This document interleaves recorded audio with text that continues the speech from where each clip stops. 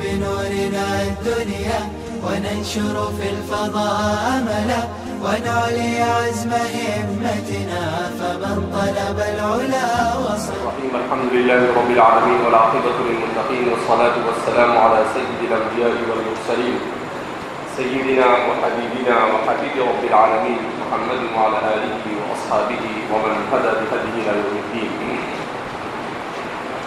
وبه قال حدثنا إسحاق قال حدثنا عفان قال حدثنا همام قال حدثنا محمد بن جحادة قال أخبرني أبو حصين أن الزكوان حدثه أن أبا هريرة رضي الله عنه وعنهم أجمعين حدثه قال جاء رجل إلى رسول الله صلى الله عليه وسلم فقال دلني على عمل يعدل الجهاد قال لا أجده قال هل تستطيع إذا خرج المجاهد أن تدخل مسجدك فتقوم ولا تفتر وتصوم ولا تفطر قال ومن يستطيع ذلك قال أبو هريرة إن فرس المجاهد ليستن في طوله فيكتب له الحسنات.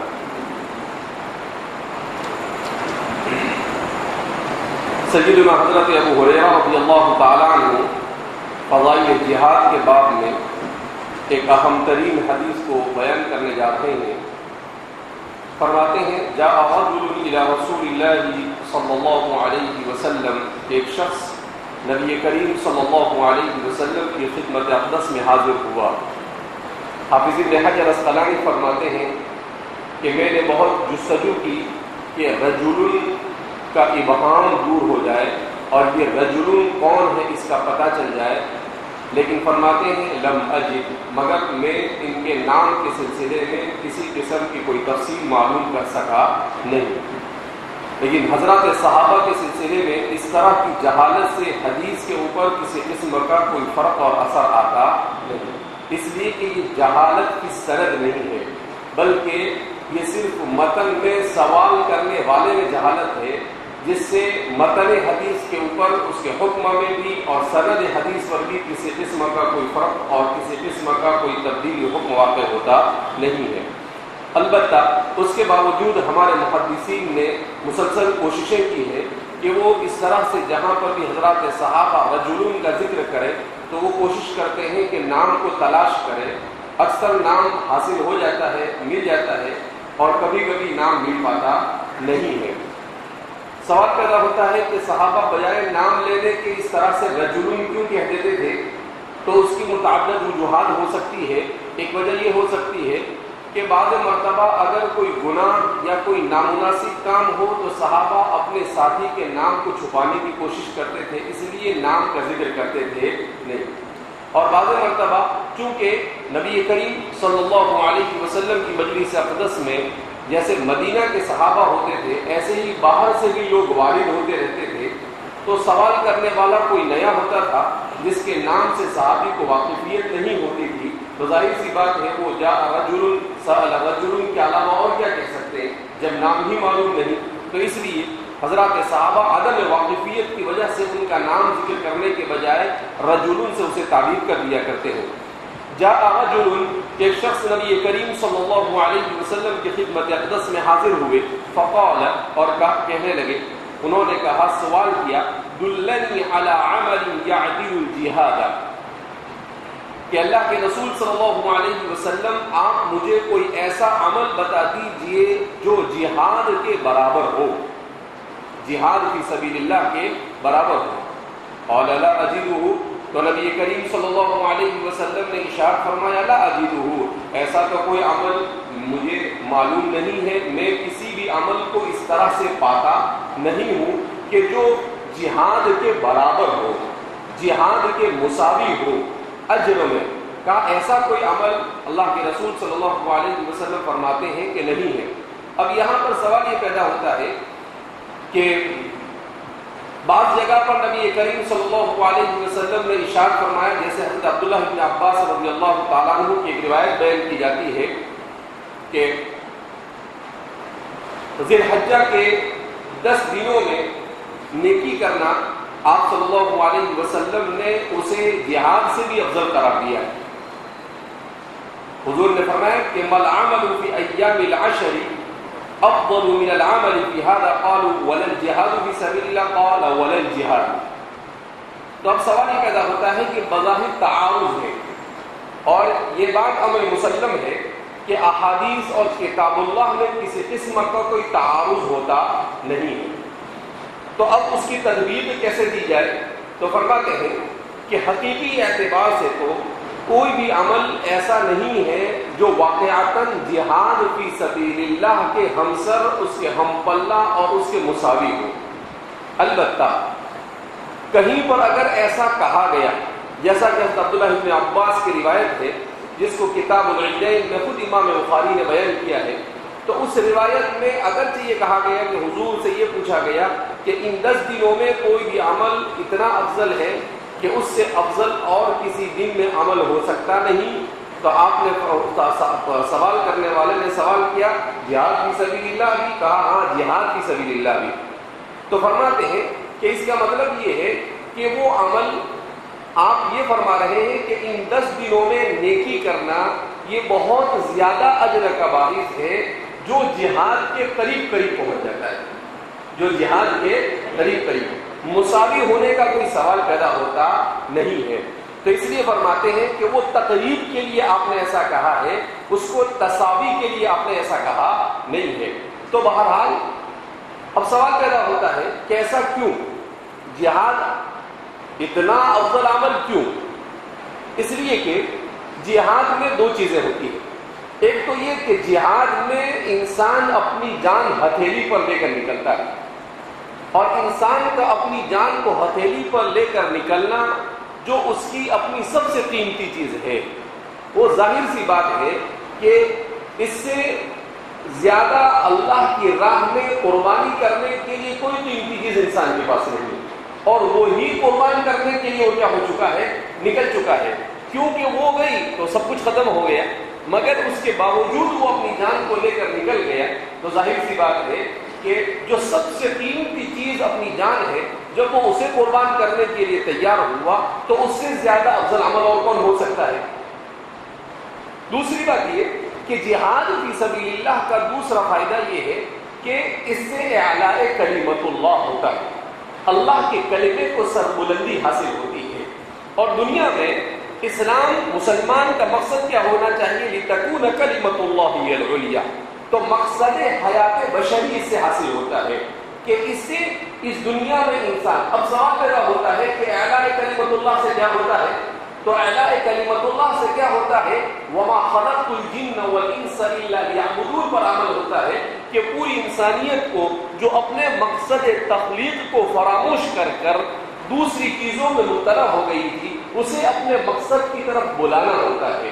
لہذا اس بنا پر جہاد سے افضل اور کوئی عمل ہو سکتا نہیں ہے. تو اس لیے فرما رہے ہیں کہ دلنی علی عمل یعدل الجہاد قال لا اجدہ. حضور نے فرمایا کہ میں کسی عمل کو ایسا نہیں پاتا ہوں. قال هل تستطيع اذا خرج المجاهد ان تدخل مسجدك فتقوم ولا تفطر. اس کے بعد آپ صلی اللہ علیہ وسلم نے شاید سوال کرنے والے کے چہرے پر کوئی تعجب دیکھا.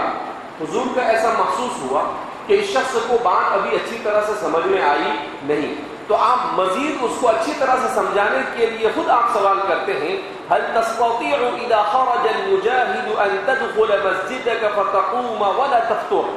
کیا تم اس چیز کی استطاعت رکھتے ہو کہ جب کوئی مجاہد جہاد کے لیے نکلے تو اسی وقت تم مسجد میں داخل ہو جاؤ اور مسلسل نماز پڑھتے رہو اور ذرہ برابر بھی نماز کو نہ چھوڑو؟ لا تفطر، اس سے فطور نہ کرو، یعنی اسے چھوڑو نہیں. یعنی وہ نکلا جہاد کے لیے 5 دن 10 دن 15 دن 20 دن کے لیے، وہ جب سے نکلا اس وقت سے لے کر بغیر کسی انقطاع کے تم مسلسل نماز پڑھتے رہو. حضور نے ان سے سوال کیا کیا یہ ممکن ہے تم سے؟ دوسرا سوال کیا ولا تصوموا وتصوموا ولا تفطر، اور تم مسلسل روزہ رکھتے رہو اور بیچ میں کوئی افطار نہ کرو. قال ومن يستطيع ذلك. تو وہ صحابی کہنے لگے کہ اللہ کے رسول صلی اللہ علیہ وسلم اس کی استطاعت تو کون رکھ سکتا ہے؟ استفہام انکاری، یعنی کوئی اس کی استطاعت رکھ سکتا نہیں. تعجب ایسے کیسے ہو سکتا ہے کہ 5 دن تک نہ افطاری کرے نہ نماز سے؟ تو کہا کہ یہ تو ممکن نہیں ہے.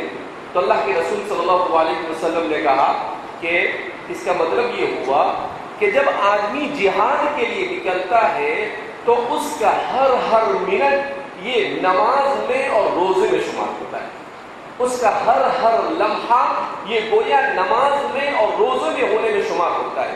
اگر تم اس کے برابر ہونا چاہتے ہو تو کھانا پینا سب کچھ چھوڑ کر صرف اللہ کی عبادت میں اہم ترین عبادت نماز اور روزے میں لگے رہو, تب جا کر تم اس کے مساوی ہو سکتے ہو, جبکہ یہ انسان کی بس کی بات نہیں ہے. اب جب یہ انسان کی بس میں نہیں ہے, اس کا مطلب یہ ہے کہ انسان کے بس میں کوئی ایسا عمل نہیں ہے جو جہاد کے مساوی ہو سکے اور جہاد کے برابر ہو سکے. تو اس کے حضور نے فرمایا, وہ صحابی کہنے لگے وَمَن يَسْتَطِيعُ ذَلِكَ, اور ایسا کون, اس کی استطاعت کون رکھ سکتا ہے؟ قال ابو ہریرہ, حضرت ابو ہریرہ رضی اللہ تعالی عنہ فرماتے ہیں ان فرس المجاہد لَيَسْتَنُّ فِي طُولِهِ فَيُكْتَبُ لَهُ الْحَسَنَاتِ. اب حضرت ابو ہریرہ رضی اللہ تعالیٰ عنہ اسے مزید وضاحت کے ساتھ فضائل جہاد کو بیان کرتے ہوئے دوسری بہت ساری حدیثوں کو جو نبی کریم صلی اللہ علیہ وسلم سے آپ نے سن رکھی تھی, اس کی روشنی میں آپ اسے بیان کر رہے ہیں کہ ان فرس المجاہد, کہ یقیناً مجاہد کا گھوڑا, مجاہد نہیں مجاہد کا گھوڑا, لا یستن فی طولہ, استن یستن استنانا, الاستنان اس کے معنی آتے ہیں دشمن کے سامنے سینہ تاننا.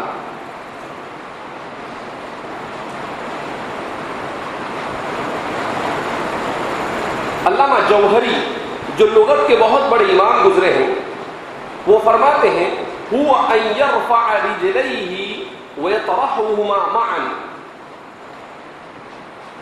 کہ اگرچہ یہ دشمن کے سامنے سینہ تاننے کے لیے استعمال ہوتا ہے, مگر اصل کے اعتبار سے جو اس کا استعمال ہے وہ یہ ہے کہ آدمی اپنے دونوں پاؤں کو اٹھا کر ایک ساتھ پھیلا دے, اپنے دونوں پاؤں کو اٹھا کر ایک ساتھ کیا کرے, پھیلا دے.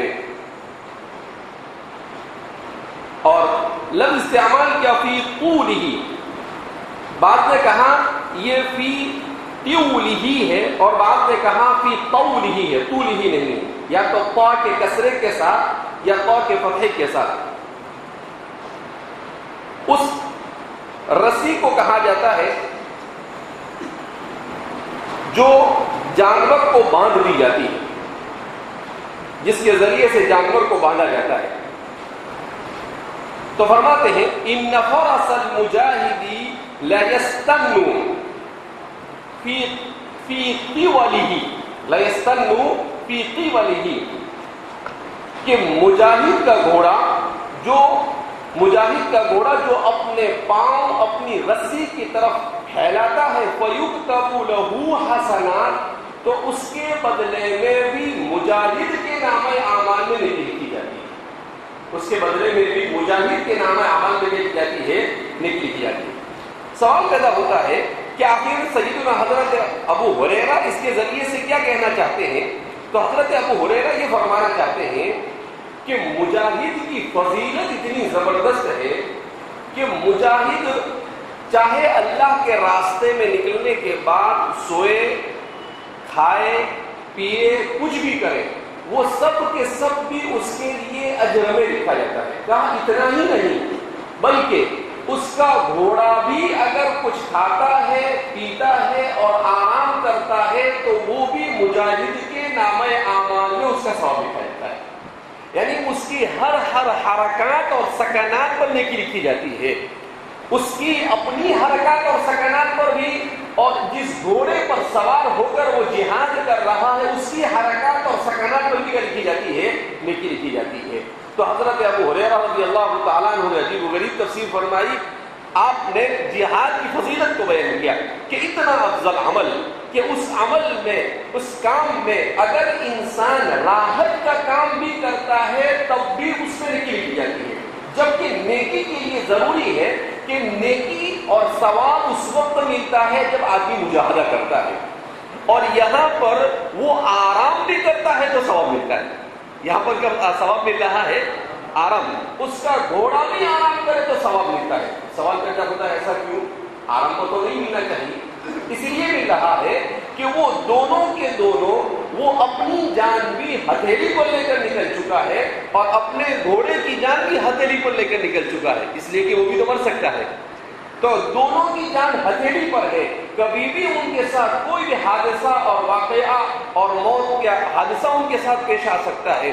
جب وہ ان تمام چیزوں کے لیے تیار ہے تو اس کا مطلب یہ ہے کہ ان کا ہر عمل چاہے وہ آرام ہی کے لیے کیوں نہ ہو وہ بھی جہاد ہی شمار ہوگا، وہ بھی کیا شمار ہوگا؟ جہاد ہی شمار ہوگا۔ تو حضرت ابو ہریرہ رضی اللہ تعالیٰ عنہ اس کی کثرت فضیلت کو بیان کرنے کے لیے اس بات کا گویا کہ اپنی طرف سے حدیث پر حاشیہ لگا رہے ہیں اور اس پر اضافہ کر رہے ہیں کہ تم مجاہد کی بات کرتے ہو، مجاہد کا اگر جانور بھی کچھ کرتا ہے تو اس کا اجر بھی اس کو کیا ہوتا ہے؟ ملتا ہے۔ یہ آپ کا بیان کرنا کیا ہے؟ مقصود ہے۔ باب اول الناس مؤمن مجاہد بنفسه وماله فی سبیل اللہ۔ اب کتاب الجہاد کا دوسرا باب امام بخاری قائم کرنے جا رہے ہیں کہ اب تک تو آپ نے مطلق جہاد کی فضیلت کو بیان کیا، اب آگے بیان کر رہے ہیں افضل الناس مؤمن مجاہد بنفسه وماله فی سبیل اللہ۔ اب آپ بیان کر رہے ہیں کہ ٹھیک ہے ہر مجاہد کو مذکورہ فضیلت مطلق فضیلت تو حاصل ہے، مگر مجاہدوں میں سب سے افضل مجاہد کون سا؟ تو اس کے بارے میں بیان فرما رہے ہیں وہ مجاہد جو بذات خود بھی جہاد میں نکلے اور ساتھ میں وہ اپنا مال لگا کر نکلے، جیسے جماعت والے کہتے ہیں اپنی جان اپنا مال، تو اپنی جان اور اپنے مال کے ساتھ نکلے۔ یہاں پر ایک بات کی وضاحت بہت ضروری ہے کہ جہاد کی بہت ساری احادیث کو ہمارے تبلیغی احباب تبلیغ پر فٹ کرتے ہیں اور وہ تمام کے تمام نیکیوں کو اپنے پلے میں ڈالنے کی کوشش کرتے ہیں۔ تو اس سلسلے میں یہ وضاحت ضروری ہے کہ دیکھو اسلام بہرحال ایک اہم ترین مذہب ہے جو اپنے مذہب والوں کو جن تعلیمات کو مہیا کرتا ہے اس میں غلو سے بچنا ضروری ہے۔ تبلیغ اس میں کوئی شک نہیں کہ یہ ایک بہت افضل عمل ہے اور اس کے سلسلے میں رسول اللہ صلی اللہ علیہ وسلم نے بہت سارے فضائل بیان کیے۔ تعلیم یہ بھی افضل عمل ہے، اس کے سلسلے میں بھی بہت سارے فضائل بیان کیے ہیں، مگر اس کے لیے جہاد کی روایتوں سے سہارا لینا یہ غلو ہے۔ اس کے سلسلے میں جو احادیث ہیں اور جو آیتیں ہیں وہ کوئی کم ہے نہیں جو آپ کو یہاں سے سہارا لینا پڑے۔ دوسری بات یہ کہ ان دونوں عمل کو مساوی قرار دینا یہ کسی صورت میں درست نہیں۔ دین اسلام کو زندگی کے مختلف شعبوں میں ہر چیز کی ضرورت ہے۔ کچھ مجاہد ہونے چاہیے، کچھ مبلغ ہونے چاہیے، کچھ علماء ہونے چاہیے، ہر قسم کے لوگوں کی ضرورت ہے۔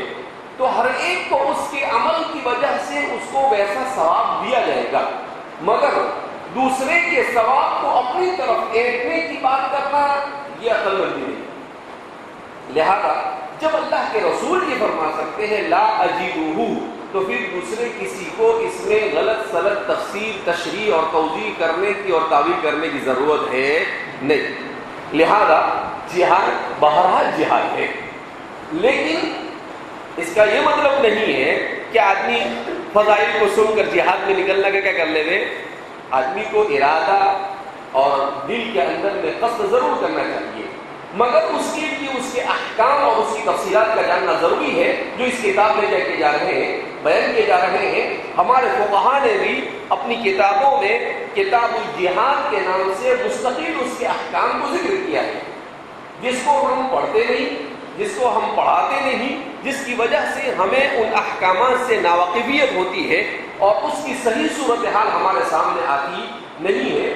میں نے اس کے سلسلے میں فقہاء نے اپنی کتابوں میں جو احکامات بیان کیے ہیں اس کا مطالعہ شروع کیا ہے، اور انشاءاللہ اس کتاب الجہاد کے ختم ہونے سے پہلے اس کا خلاصہ میں آپ کے سامنے کیا کروں گا، پیش کروں گا، تاکہ اس کے مکمل احکامات ہمارے سامنے کیا ہو جائے، آ جائے۔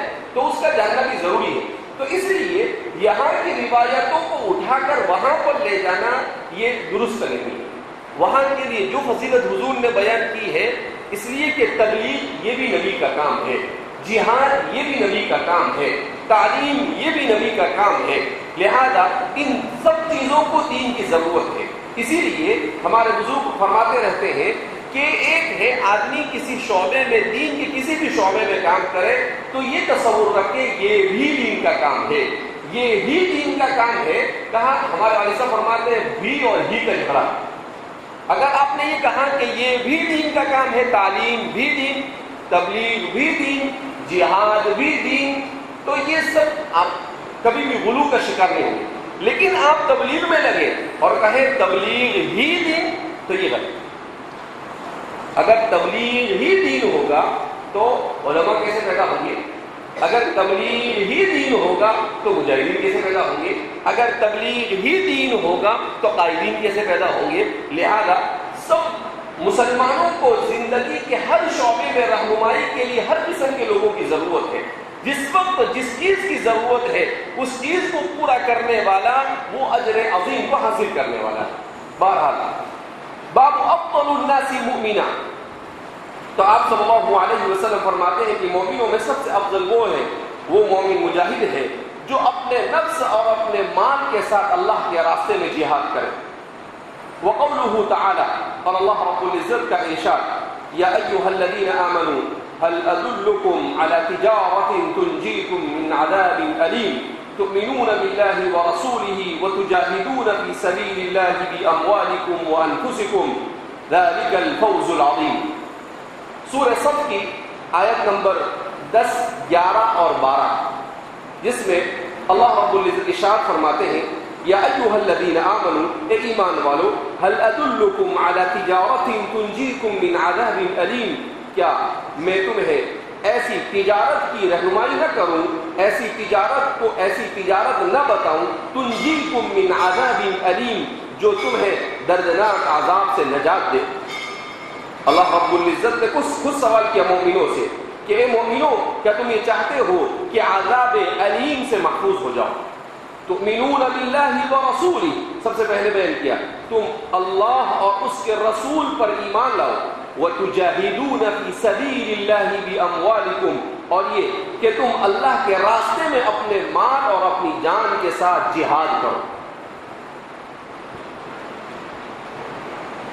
تو اب اس آیت کریمہ میں اللہ رب العزت نے ارشاد فرمایا کہ اگر تم کوئی ایسی تجارت چاہتے ہو، کوئی ایسا عمل جاننا چاہتے ہو جو تمہیں عذاب علیم سے بچائے، کہا وہ ہے الجہاد بالمال والنفس، اپنے نفس اور اپنے مال کے ساتھ اللہ کے راستے میں جہاد کرنا۔ سوال یہاں پیدا ہوتا ہے کہ ادلکم علی تجارت کیوں کہا؟ ادلکم علی عمل کہہ دیتے، ادلکم علی فعل کہہ دیتے، تجارت کیوں کہا؟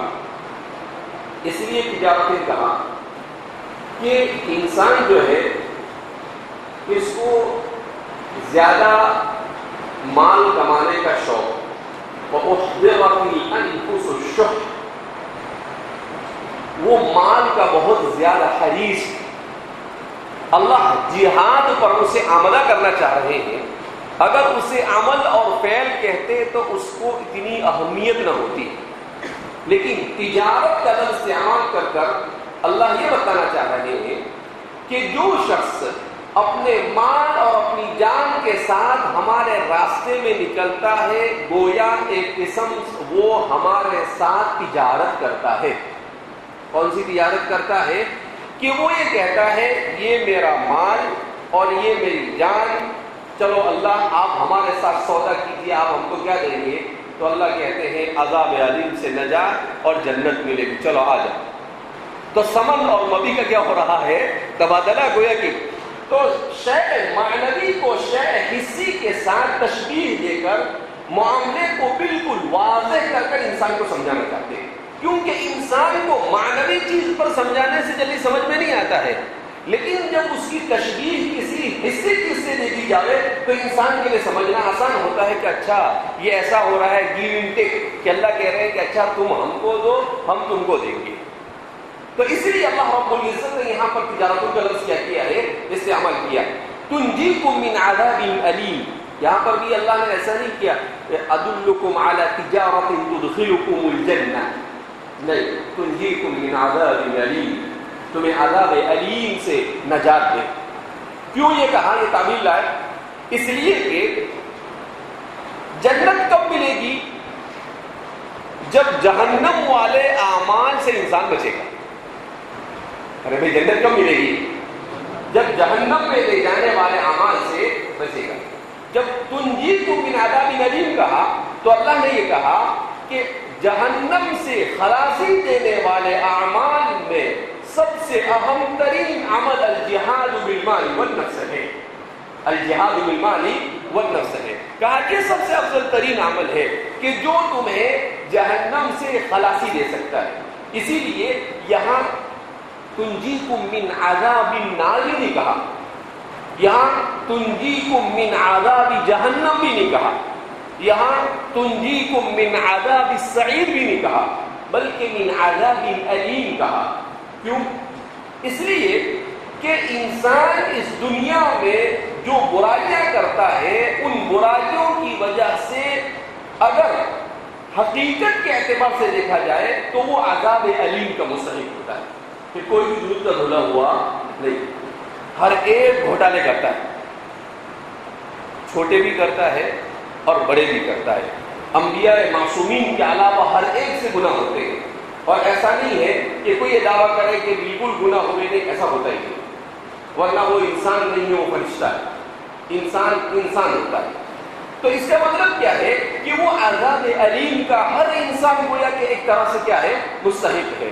جب عذاب علیم سے نجات تو ظاہر سی بات ہے جہنم سے جب خلاصی تو جنت کا ٹکٹ خود بخود کیا ہو جائے گا، مل جائے گا.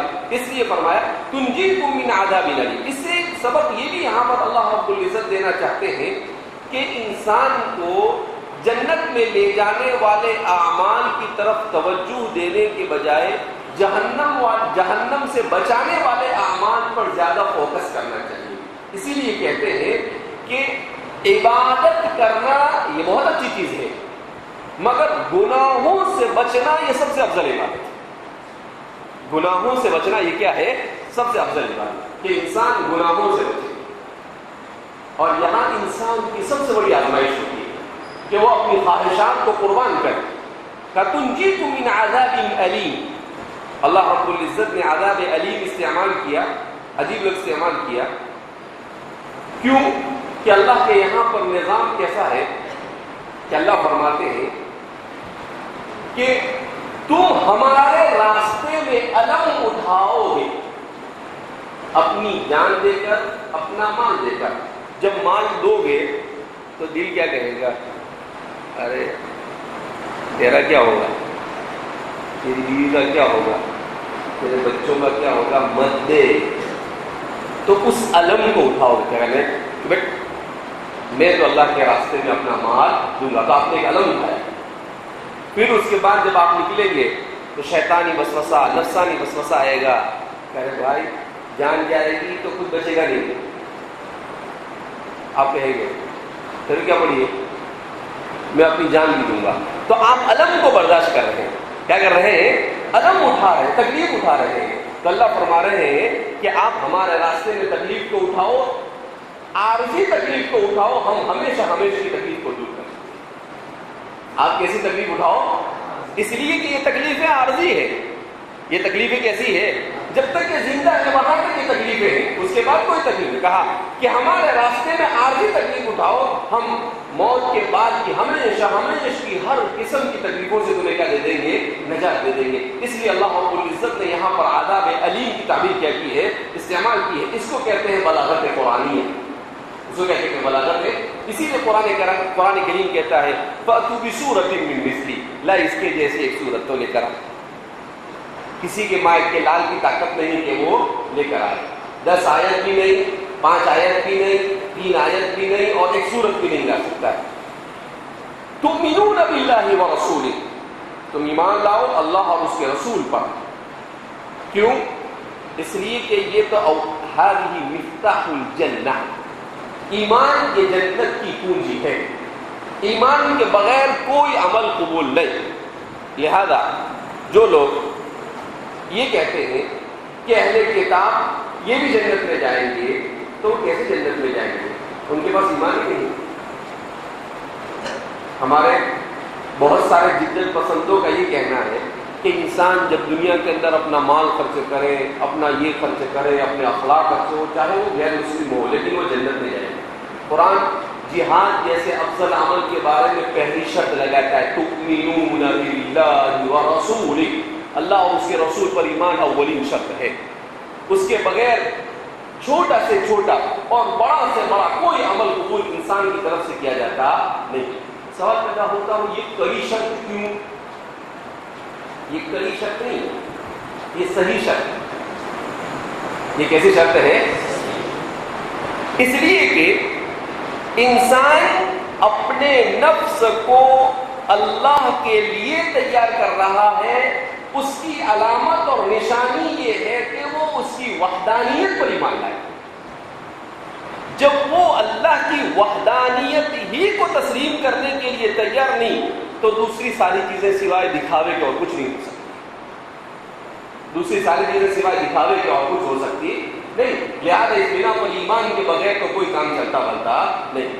تؤمنون باللہ ورسولہ، اسی لیے ہم کو کہنا چاہیے الحمدللہ الذی ہدانا لدین الاسلام وما كنا لنهتدی لولا ان ہدانا اللہ، کہ اللہ تیرا شکر ہے کہ تو نے اسلام کی نعمت سے مالا مال کیا، ورنہ ہم ایسے نہیں کہ جو ایمان کی طرف کیا ہو جاتے، رہنمائی حاصل کرتے۔ وتجاہدون فی سبیل اللہ باموالکم وانفسکم، اللہ کے راستے میں تم جہاد کرو اپنے مالوں سے اور اپنی جانوں سے۔ تجاہدون چونکہ مخاطب جمع کے لیے ہے، اور تو اسی لیے بھی اموالکم وانفسکم کو بھی جمع لایا گیا ہے کہ ہر ایک کا اس کا اپنا مال اور اپنی جان۔ ایسا نہیں کہ دوسرے کا مال اٹھا لیا اور چل دیا، اپنا مال اپنی جان۔ بھائیو دوستو اور بزرگوں، اپنا مال اور اپنی جان۔ تو کہا وتجاہدون فی سبیل اللہ، اور اللہ کے راستے میں جہاد کرو، باموالکم اپنے مال سے، وانفسکم اور اپنی جانوں سے۔ تو آپ فرماتے ہیں کہ اس آیت کریمہ میں یہی بیان کیا گیا کہ سب سے افضل جہاد بالمال والنفس ہے۔ اس سے بہتر اور کیا ترجمہ الباب ہو سکتا ہے، بالکل صراحت کے ساتھ۔ اس کے بعد قرآن کریم نے کہا ذالک الفوز العظیم، یہی سب سے بڑی کامیابی ہے۔ فوز المبین نے کہا، اور بھی بہت ساری تعبیرات ہو سکتی تھی، اسے استعمال نہ کر کر الفوز العظیم کہا، النجاح العظیم بھی نہیں کہا۔ بہت ساری تعبیرات ہیں کامیابی کے لیے، عربی زبان میں کئی الفاظ استعمال کیے جاتے ہیں۔ الفوز کہا اور العظیم کہا، کیوں؟ اس لیے کہ الفوز العظیم کہہ کر اللہ رب العزت نے یہ بیان کیا کہ فاز یفیز فوزا، اس کے معنی کیا آتے ہیں؟ ایسی کامیابی جس کامیابی کو حاصل کرنے کے لیے انسان کو کثرت سے مجاہدہ کرنا پڑے، ایسی کامیابی کو الفوز کہتے ہیں۔ ایسی کامیابی جس کو حاصل کرنے کے لیے کثرت سے مجاہدہ کرنا پڑے، گھر بیٹھے بیٹھے کامیابی حاصل ہو جائے اس کو الفوز کہتے نہیں۔ اس کے ساتھ العظیم کی صفت لائے، کیوں؟ اس لیے کہ بڑی کامیابی کہ تم یہ چاہتے ہو بڑی کامیابی ملے، تو بڑی کامیابی دنیا میں اچھے نمبرات حاصل کرنا نہیں، بڑی کامیابی دنیا میں دنیا میں کسی نعمت کا مل جانا نہیں۔ سب سے بڑی کامیابی انسان کی یہ ہے کہ آخرت کی زندگی میں وہ عذاب سے نجات پا کر جنت میں اپنا ٹھکانہ بنا لے۔ فمن زحزح عن النار وادخل الجنة فقد فاز، یہاں پر بھی قرآن میں فاز کا لفظ استعمال کیا، کون سا لفظ استعمال کیا؟ فقد نجا نہیں کہا، فقد نجح نہیں کہا، اور بھی بہت ساری تعبیر، لیکن فقد فاز کہا۔ تو اسی لیے کیوں؟ تو کہا کہ اس سے بڑی اور کوئی کامیابی نہیں ہو سکتی ہے کہ 60 70 80 سالہ زندگی کے مقابلے میں ہمیشہ کی زندگی میں انسان اللہ کی ناراضگی اور اس کے عذاب سے بچ کر وہ جنت کو کیا کر لے وے، حاصل کر لے وے۔ اس سے بڑھ کر انسان کے لیے اور کوئی کامیابی ہو سکتی نہیں ہے۔ اس لیے تعبیر کو استعمال کیا ذالک الفوز العظیم، یہی سب سے بڑی کامیابی ہے۔ یعنی اللہ رب العزت نے کامیابی کا معیار بیان کیا کہ مسلمان کے ذہن میں کامیابی مال کا مل جانا نہیں، مسلمان کے ذہن میں کامیابی کرسی پر بیٹھ کر بادشاہ یا کوئی بڑا اونچا منصب اور مقام حاصل کر لینا نہیں، مسلمان کے لیے کامیابی امیر صاحب بن کر عزت حاصل کرنا نہیں، مسلمان کے لیے کامیابی صرف یہ ہے کہ وہ آخرت میں اس طریقے سے عذاب جہنم سے بچ کر، اللہ کی ناراضگی سے بچ کر، ہمیشہ ہمیشہ کے عذاب سے بچ کر جنت کا کیا ہو جائے، مستحق کہہ جائے۔ مستحق نہیں ہوتا ہے، جنت اللہ اس کے لیے مقدر ہے، ورنہ جنت کا کوئی مستحق ہوتا نہیں۔ اللہ کے رسول صلی اللہ علیہ وسلم نے ارشاد فرمایا الا ان يتغمدني الله برحمته، مگر یہ کہ اللہ اپنی رحمت مجھ پر ڈال دے، ورنہ کوئی آدمی استحقاق سے جنت میں نہیں جائے گا۔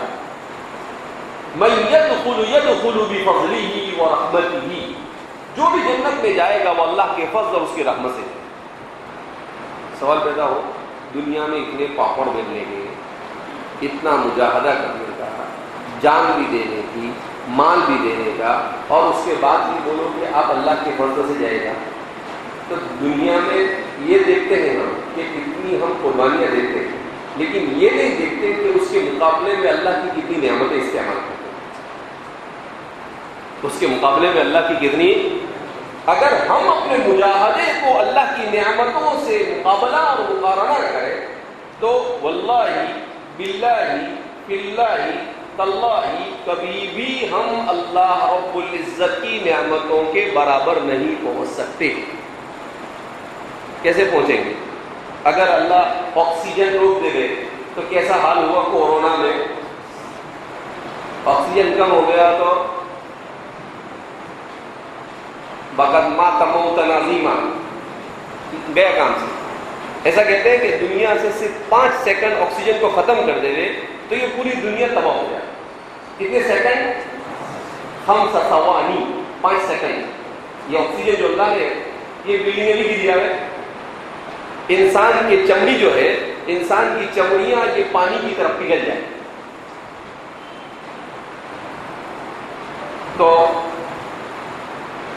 اتنی بڑی نعمت، اس کو کب سمجھنا ہے؟ کورونا نے سمجھا ہے کہ آکسیجن کیا ہے۔ اب ایسی تو کتنی نعمتیں ہیں جو انسان کے بدن میں، انسان کے اوپر جو آج ریسرچ ہوتا ہے دنیا کے اوپر، تو سائنس خود حیران ہے کہ کیسے حیرت انگیز دنیا، تو اللہ کی اتنی نعمت، اسی لیے تو اللہ نے کہا وَإِن تَعُدُّوا نِعْمَتَ اللَّهِ لَا تُحْصُوهَا، ہوشیاری مت مار۔ اگر اللہ کی نعمت کو شمار کرنا چاہے تو تیرے بس میں بھی نہیں کہ تو کیا کرے، اسے شمار کرے، اور پھر اس کے بعد بولتا ہے میں جنت کا مستحق ہوں۔ کوئی جنت کا مستحق ہے نہیں۔ جب اللہ کے رسول یہ کہہ سکتے ہیں کہ میں بھی اللہ کے فضل سے جاؤں گا تو اس کے بعد تو کسی کا حق بنتا ہی نہیں کہ کوئی، لہذا جو بھی، ہاں اتنا ضرور ہے کہ اللہ کے اس فضل کو اپنی طرف متوجہ کرنے کے لیے اپنی استطاعت کے بقدر مجاہدہ کرنا، تو ان مجاہدات سے فضل الہی متوجہ ہوتا ہے اور غضب الہی دور ہوتا ہے۔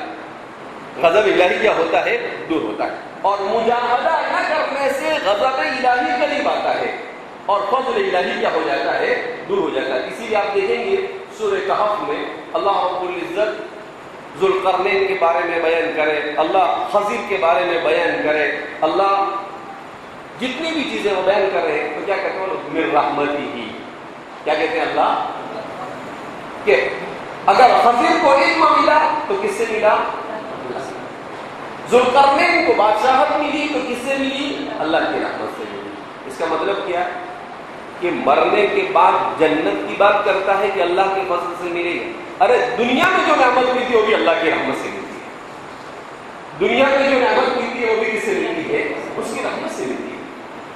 تو اس لیے انسان کا جتنا تعلق اللہ کے ساتھ بہتر ہوگا اور انسان کا ذہن یہ بنا ہوگا کہ جو کچھ ہوتا ہے اللہ کی مرضی سے ہوتا ہے، تو وہ انسان گناہوں سے بھی بچتا ہے اور نیکیوں کو دلچسپی کے ساتھ انجام دیتا ہے۔